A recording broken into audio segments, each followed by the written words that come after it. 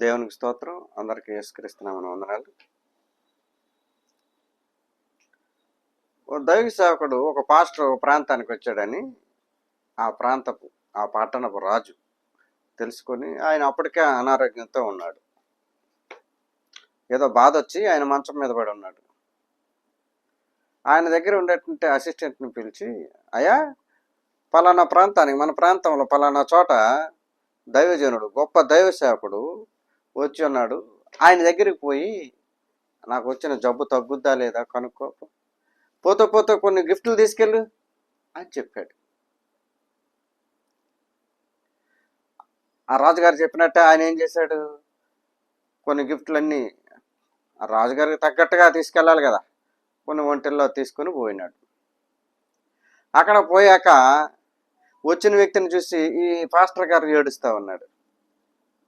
ఏంటది? వచ్చిన చూసి పాస్టర్ గారు ఏం చేస్తున్నారు? ఏడుస్తున్నాడు. ఎంతలా ఏడుస్తున్నాడు అని అంటే, వచ్చినాడు ముఖం చిన్న పోయింది. ఇప్పుడు పేషెంట్ ఉన్నాడు, ఆపరేషన్ థియేటర్ నుంచి డాక్టర్ వచ్చి సక్సెస్ అని అంటూనే ఏడిస్తే ఏం అర్థం అవుద్ది మనకి? చచ్చిపోయాడా, చచ్చాడా, వాడి పరిస్థితి ఏంటి అన్న టెన్షన్ ఉంటుంది కదా. ఈయనేమో ఖచ్చితంగా రాజుగారు బతుకుతాడు అంటున్నాడు, మళ్ళీ ఏమో కన్నీరు విడుస్తూ ఉన్నాడు. ఆయనలో కూడా ముఖం చిన్నపోయింది, కన్నీరు కార్చడం. ఎవరు? దైవ సేవకుడే కన్నీరు కారుస్తూ ఉంటే, అయ్యా ఏంటిది, ఇంతకీ రాజుగారు బతుకుతారా లేదా? ఇలా రాజుగారి కోసం నేను వచ్చాను, రాజుగారు క్షేమ సమాచారం, ఆయన మంచం మీద పడి ఉన్నాడు, బతుకుతాడా బతకడా అని అంటే, ఖచ్చితంగా బతుకుతాడు అని అంటున్నాడు, ఏడుస్తున్నాడు. ఆపరేషన్ సక్సెస్ అంటున్నాడు, ఏడిస్తే నీకేం అర్థం అవుద్ది? ఏం మెసేజ్ పాస్ చేస్తున్నట్టు? అది చూసి అప్పుడు, అయ్యా మీరు అలా అనమాకండి, అసలు ఏం జరిగింది చెప్పండి అని అంటే, అప్పుడు ఆ దైవ సేవకుడు ఏమంటున్నాడు, ఒకసారి 2 రాజుల గ్రంథం 8:12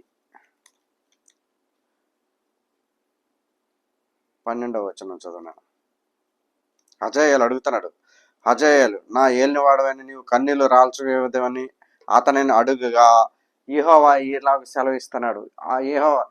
ఎలీషా ఈ రకంగా సమాధానం చెప్తున్నాడు. ఏమిటా సమాధానం చెప్తున్నాడు? చదువునన్న.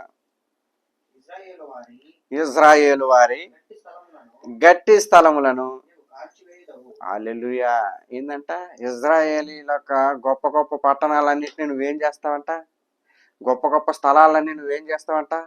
కాల్చి బూడిద చేసేస్తావు. ఆ దైవ దర్శనం దేవుడు ఎవరికి చూపిస్తున్నాడు? దైవ సేవకుడైనటువంటి ఎలీషాకి దర్శన రీతిగా చూపిస్తున్నాడు. ఎదుటి నుంచి వచ్చే వ్యక్తి సామాన్యమైన వ్యక్తి కాదు.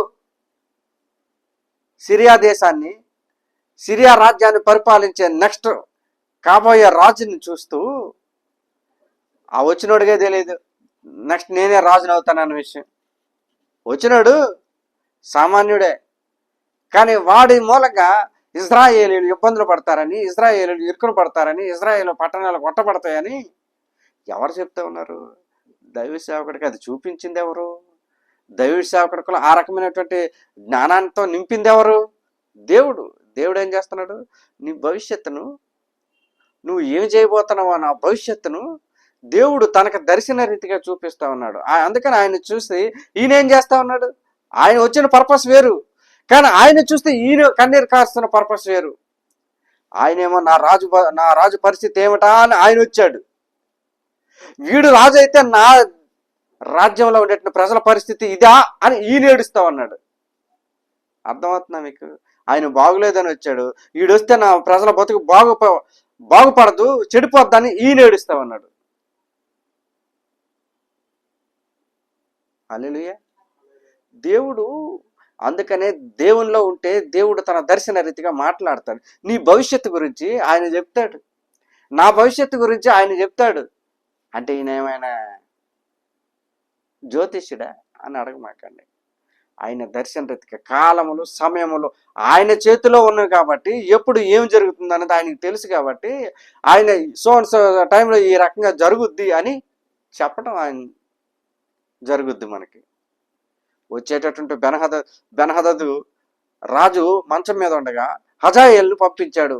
హజాయేలు మన దగ్గరికి ఎలీషా వచ్చాడు. ఆయన దగ్గరికి వెళ్ళి నా పరిస్థితి, నేను బాగుపడతానా బాగుపడినా, బాగుపడితే ఎప్పుడు బాగుపడతాను, ఎలా బాగుపడతాను కనుక్కోనరా, కొన్ని గిఫ్ట్లు తీసుకపో అని పంపించిన బెన్హదదు ఆ తీసుకుని వచ్చిన హజాయేలును చూసి ఎలీషా ఏం చేస్తున్నాడు? ఏడుస్తా ఉన్నాడు. దైవ సేవకుడికి ఏం కనపడతా నీ కళ్ళల్లో? కీడు కనబడింది. నా ప్రజలకు కలగబోయే కీడు ఎవరు చూపిస్తా ఉన్నారు? దేవుడు చూపిస్తా ఉన్నాడు. ఆ రకమైనటువంటి దివ్య దృష్టి కలిగినటువంటి దైవ సేవకులు ఆ రోజుల్లో ఉండేవారు. ఈ రోజుల్లో ఉన్నారా అని అంటే ఎక్కడో ఒక చోట ఉండి ఉండొచ్చు, దేవుడు వారిని కూడా వాడుకొని ఉండొచ్చు. కానీ వారు మనకు దూరంగా మరుగున పరచబడి ఉన్నారు. ఇప్పుడు మనకి ఉన్న వాళ్ళంతా ఎట్టంటే షట్ హట్ ఫట్ ఎట్టంటాలే తప్పితే ఎవడನ್ನು దేవుడు ఈ రకంగా మనల్ని మన వాళ్ళంతాను జ్యోతిష్య రీతిలో చెప్తా ఉన్నారు. జూలై మాసంలో ఈ 10 రోజులు మీకు మంచి జరుగుద్ది, మేలు జరుగుద్దని జనరలైజ్డ్ చెప్తారు. వీళ్ళంతా మళ్ళీ ప్రొఫెసీ అని మాట్లాడతారు. ప్రవక్తలుగా పిలిపించుకుంటారు. వీళ్ళు మాయ మాటలు చెప్పి, మోసపు మాటలు చెప్పి అమాయక ప్రజల్ని ఈ రకంగా వాడుకోవడం జరుగుతుంది. అర్థమవుతుందా? ఎలీషాకి ఎవరు చూపించారు? ఎలీషా తన సొంత జ్ఞానంతో ఏమైనా మాట్లాడా? ఎలీషా తన సొంత అభిప్రాయాన్ని ఏమైనా హజాయేలుకి చెప్పాడా? లేకపోతే హజాయేలు ఏమైనా రాజా, లేకపోతే రాజకుమారుడా? హజాయేలు రాజు అవుతాడో అని చెప్పటానికి బెన్హదదుకి సంబంధించిన రాజకుమారుడైతే ఓకే, ఈడు రాజకుమారుడు కాబట్టి నెక్స్ట్ తరంలో ఈయనే అవుతాడు రాజు, ఆయన చనిపోతే అంటానికి కాదు కదా. మరి హజాయేలు రాజు అవుతాడని ఎలీషాకి చెప్పింది ఎవరు? చెబుతుంది ఎవరు? హజాయేలు నమ్మాడా? హజాయేలు నమ్మలేకపోయినాడు ఆ విషయాన్ని. ఈ విషయాన్ని పోయి ఆయనతో చెప్పలేకపోయినాడు బెన్హదద్తో. దేవుడు దివ్య దృష్టితో తన ప్రజలను దర్శిస్తాడు. నీ జీవితాన్ని, నా జీవితాన్ని ఆయన ఏ రకంగా మౌలు చేయాలనుకుంటున్నాడు, ఏ రకంగా తీర్చిదిద్దాలనుకుంటున్నాడు అన్నది ఆయన ముందుగానే ఒక ప్రణాళిక ప్రకారంగా పోతాడు. నీ పరిస్థితి ఏంటి? నువ్వు ఎక్కడ ఉండాల్సినాడు? నువ్వు అధపాతాళంలో ఉండాలా, లేకపోతే అందలంలో ఉండాలా?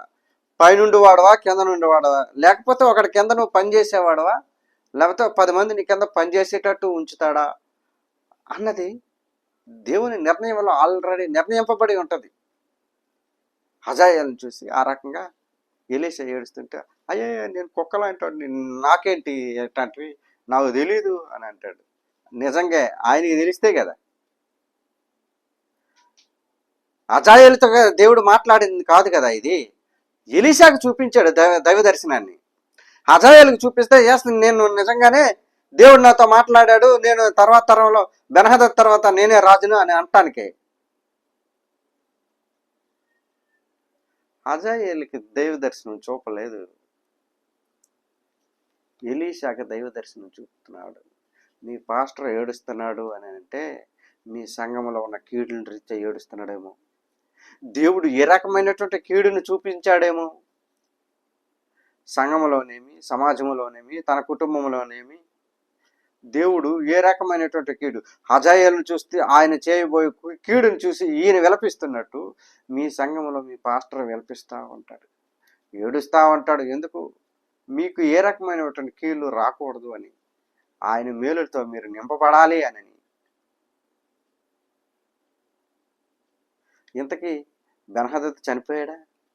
దేవుని మాట ఫలించిందా? హజాయేలు రాజయ్యాడా? కాలేదా? ఒట్టి మాటేనా? ఎలీషా ఒట్టి దర్శనమేనా? ఏదో పండిచ్చి పిల్లలుగానే వేస్తారు అన్నట్టేనా? పోండి 15వ వచనాన్ని తీసుకోండి.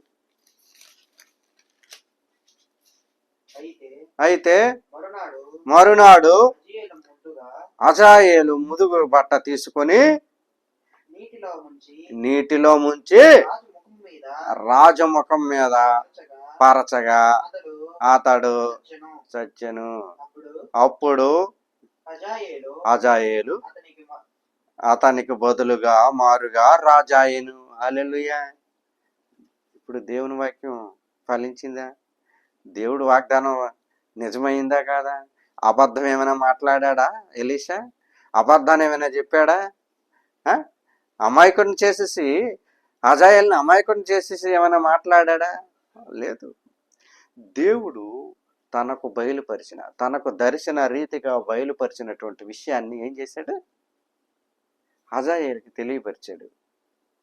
హజాయేలుకి కూడా తెలీదు నేను రాజును అవుతానన్న విషయాన్ని.